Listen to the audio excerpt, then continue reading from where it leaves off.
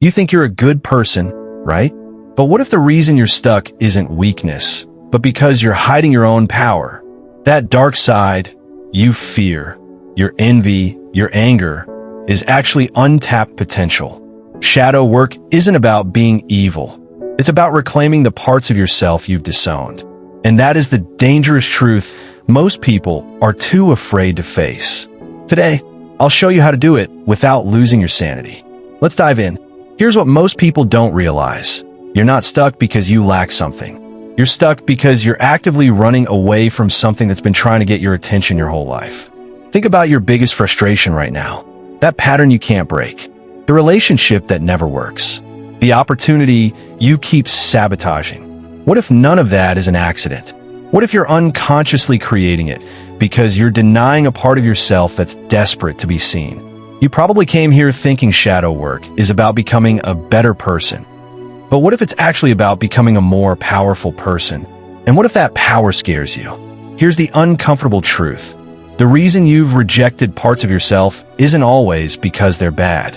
It's because someone, a parent, a teacher, a culture, taught you they were unacceptable. So you buried them. You learned to hate them.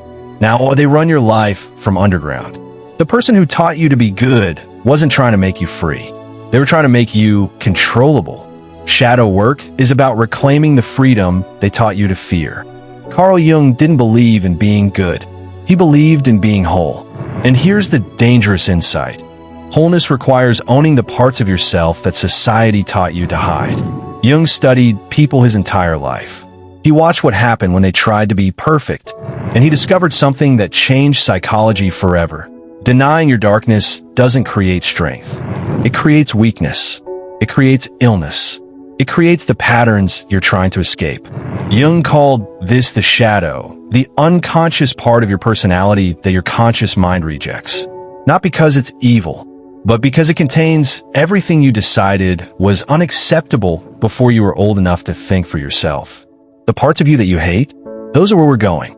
Part A, the shadow isn't evil. Your shadow isn't evil, but you've been taught to believe it is. Let me ask you this. What if everything you've been taught about good and bad is incomplete? When you were a kid, you had all of you. You felt anger when disrespected. You felt envy when someone had what you wanted. You were ambitious. You were selfish. You wanted to be seen. You wanted power. All of that was normal. All of it was you. But then someone told you it was wrong. Anger was unacceptable. Selfishness was evil. Ambition was arrogant. Your sexuality made you dirty. Your need for power made you greedy. So what did you do? You rejected them. You learned to hate those parts of yourself. And you've spent the rest of your life running from them. But here's what your mind doesn't understand. When you reject a part of yourself, it doesn't disappear. It goes underground. It becomes unconscious. And from the shadows, it runs your entire life. Part B, why you're stuck. This is the part nobody talks about. What if the reason you keep repeating the same patterns isn't because you're weak? It's because you're unconsciously living out the parts of yourself you've disowned. Let me give you a real example. There's a man who tells himself he's humble. He gets promotions offered to him. But every single time something happens, he sabotages it. He turns it down. He finds a reason why it's not right. He thinks it's bad luck. He blames circumstances. But the truth? He's rejected his own ambition. His family taught him that wanting power was selfish, so unconsciously, without even knowing it. He sabotages every opportunity because success would threaten his identity as a humble, good person. He's not stuck because he lacks ability. He's stuck because he's unconsciously protecting a false identity. That's what the shadow does. It makes decisions for you from underneath your awareness. Have you ever done something self-sabotaging and wondered, why did I do that? That's your shadow. That's the parts of you that you've disowned, acting out because they need to be acknowledged. Part C, the dangerous truth. Here's where it gets dangerous. The longer you deny your shadow, the stronger it gets. The more control it has over your life. You think you're protecting yourself by rejecting it, but you're actually giving it all your power.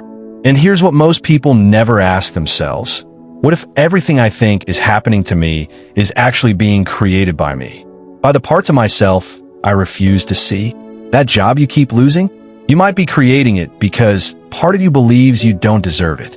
That relationship that never works? You might be attracted to unavailable people because it's safer than risking vulnerability. That friendship that keeps betraying you? You might be unconsciously choosing people who confirm your deepest fear, that you're not worthy. The shadow isn't dangerous because it's evil. It's dangerous because ignoring it costs you everything. Your relationships, your potential, your authentic self, your freedom. Most people would rather stay stuck than face this truth. But you're here. So the question is, are you ready to? There are 3 types of shadow. If you're going to do this work, understand all 3. Type 1. The rejected shadow. Parts society rejected. This is your anger, your selfishness, your ambition, your sexuality, your need for power. These aren't evil. They're human. But somewhere, someone made you believe they were wrong. And you made a deal with yourself. I will reject this to be accepted. Which part did your family teach you was unacceptable? Take a woman who grew up with a mother terrified of confrontation. The mother never got angry, never set boundaries, never said no. And she taught her daughter, good women don't make waves. So the daughter rejected her anger.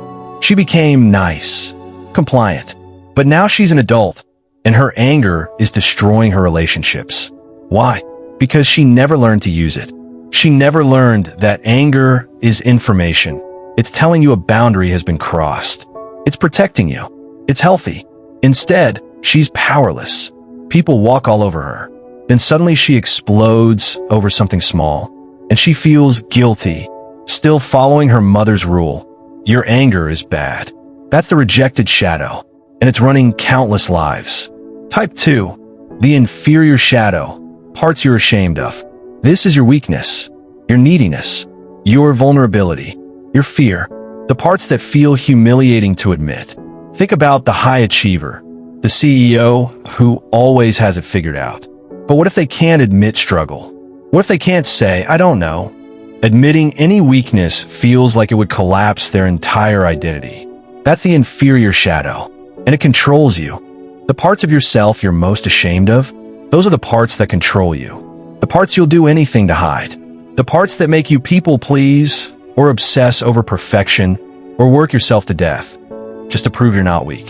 Which weakness do you most hide from people? That's your clue. Type 3. The potential shadow, power you haven't claimed. This is the dangerous one. This is your confidence, your leadership, your sexuality, your charisma, your genuine power. You don't reject this because it's bad. You reject it because claiming it feels arrogant.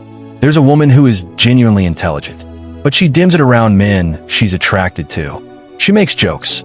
She laughs at things that aren't funny. She makes herself smaller, not because she's weak, but because claiming her full intelligence feels dangerous, like it would make her too much. So she's rejected her own power, and now she's stuck with people who don't actually see her. What power are you afraid to step into? I can already hear the question, if I integrate my shadow, won't I just become a monster? No. Let me show you how to do this without losing your mind. Step 1. Recognize it. Notice when you're projecting. Notice the qualities in other people that absolutely infuriate you. That's usually your shadow. Why?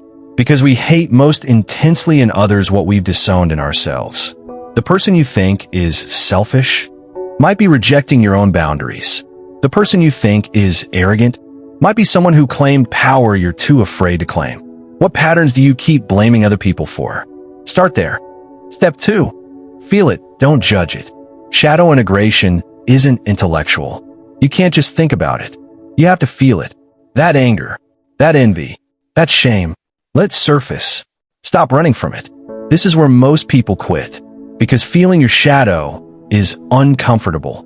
It's supposed to be. Are you willing to feel uncomfortable to be free? Step 3. Understand its gift. Every shadow part has a gift. Your anger? Boundary protection. It's telling you when someone has crossed a line. That's a gift. Your envy? A compass pointing to what you actually want. That's information. Your selfishness? Self-care. Your survival instinct. That's necessary. Your ambition? Your drive. Your purpose. That's power. What could this shadow part teach you if you listened instead of rejected it? Step 4. Integrate it, not act it out. This is crucial. Integration is not the same as acting out. You're not supposed to become reckless. You're not supposed to hurt people in the name of authenticity. Integration means understanding it, owning it, and choosing how to express it in healthy ways. You integrate your anger by setting boundaries, not by exploding at people. You integrate your ambition by going after what you want, not by trampling others. That's the difference between being whole and being out of control. Here's the dangerous truth. The person you think you're supposed to be is half a person. The good person you've been trying to be, they're incomplete. They're weak. They're stuck. Because goodness without wholeness is just fear wearing a mask. The person you could actually be, the whole person, owns every part of themselves. Not to be evil, to be free. And yes, that's dangerous. Because free people are powerful.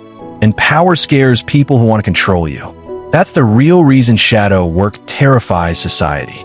Not because the shadow is evil, but because people who've integrated their shadow can't be manipulated anymore. They can't be shamed into compliance. They can't be controlled through guilt. They can't be kept small. And that's exactly what makes them dangerous. Not to you, to everyone who benefits from keeping you weak. Shadow work isn't about becoming evil. It's about becoming whole. And wholeness is more powerful than goodness ever was. The parts of yourself you're most ashamed of, those are your power. The question isn't whether you should integrate your shadow. It's whether you're brave enough to. Comment below, what part of your shadow have you been afraid to face? In the next video, we go deeper. We're talking about how your shadow shows up in your relationships, why the people closest to you trigger you most. Subscribe so you don't miss it. See you there.